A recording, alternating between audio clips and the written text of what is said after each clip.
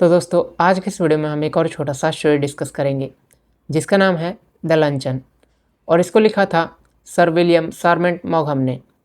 तो चलिए अभी कहानी को शुरू करते हैं। कहानी एक लेखक सुना रहा है।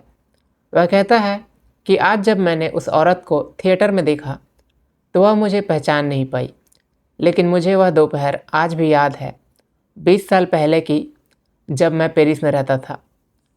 उस वक्त लेखक बहुत जवान था और बहुत गरीब था। वह एक छोटे से अपार्टमेंट में रहता था और मुश्किल से अपना गुजारा चलाता था।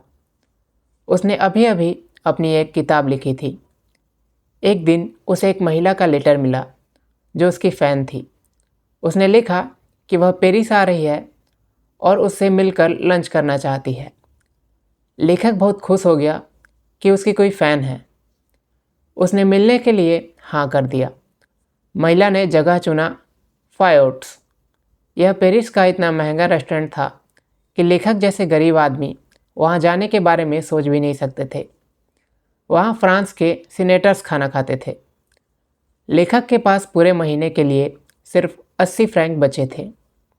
उसने हिसाब लगाया कि अगर वह लंच पर 15 फ्रैंक भी खर्च कर दे तो वह बाकी महीने कॉफ़ी पीना छोड़ देगा और काम चल जाएगा।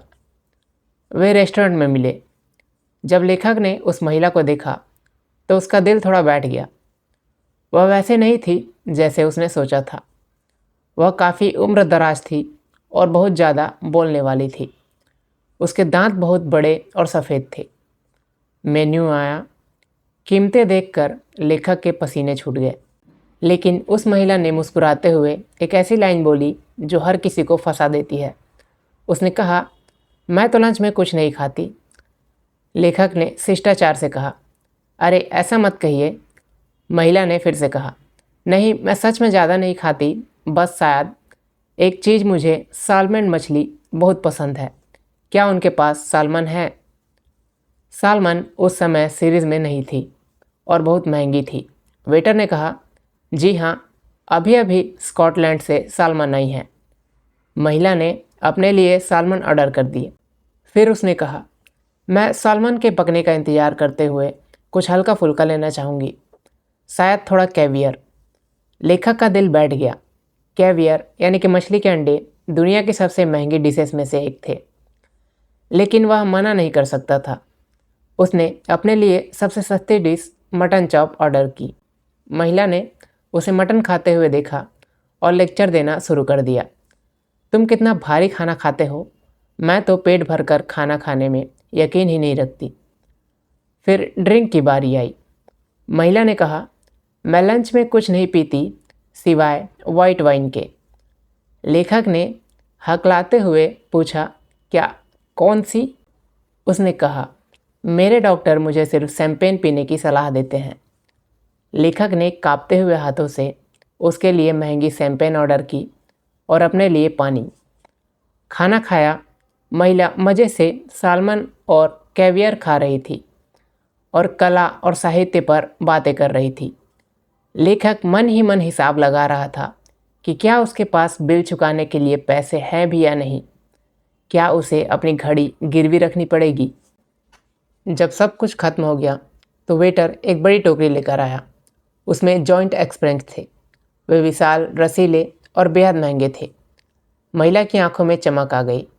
ओह एस्प्रेंग्स, मुझे ये बहुत पसंद है। मुझे तो भूख नहीं थी, पर इन्हें देखकर रहा नहीं जा रहा। उसने पूरे मज़े लेकर वे महंगे एस्प्रेंग्स खाए। लेखक बस उसे देखता रहा। आखिर में वेटर बिल लेकर आया। लेखक ने कांपते हुए हाथों से बिल चुकाया। उसकी जेब में एक फूटी कौड़ी नहीं बची थी। वेटर के लिए टिप के नाम पर उसके पास सिर्फ 3 फ्रैंक बचे थे, जो बहुत ही शर्मनाक था। महिला ने सोचा कि लेखक कंजूस है। जाते जाते उसने फिर से वही बात कही, देखो, तुम्हें मेरी तरह बनना चाहिए। मैं लंच में एक चीज़ से ज़्यादा कुछ नहीं खाती। लेखक ने कड़वाहट से सोचा, हाँ, बस सालमन, कैवियर, शैंपेन और एस्प्रेंग्स। वह चली गई। लेखक के पास पूरे महीने गुजारने के लिए जेब में एक पैसा नहीं था। वह उस महीने लगभग भूखा रहा। अब लेखक कहानी के प्रेजेंट टाइम में वापस आता है। उसने कहा, मैं बदला लेने वाला इंसान नहीं हूँ, लेकिन भगवान के पास न्याय करने का अपना तरीका है। आज 20 साल बाद जब मैंने उसे थिएटर में देखा तो मुझे अपनी आंखों पर यकीन नहीं हुआ। वह औरत जो कहती थी वह लंच में कुछ नहीं खाती, आज उसका वज़न 130 किलो है।